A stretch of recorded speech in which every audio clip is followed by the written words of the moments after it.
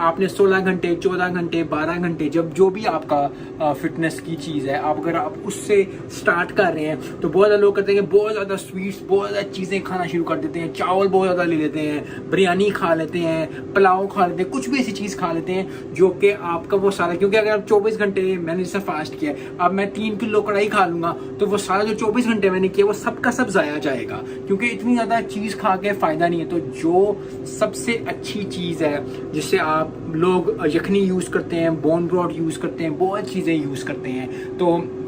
मैंने कहा कि मैं जो हूँ वो बताऊं आपको कि क्या चीज़ जो है वो सबसे अच्छी है। मेरे मुताबिक जो मुझे लगती है वो ये है कि आप जो है वो सब्ज़ी से करें, और सब्ज़ियों में ये जो है खीरा से मैं ब्रेकफास्ट करूँगा, लेकिन उसका एक तरीका है। मैं ये जैसे ही मेरा ख़त्म होंगे 24 घंटे, मैं ये खाऊँगा, 15 मिनट मैं वेट करूँगा, 15 मिनट वेट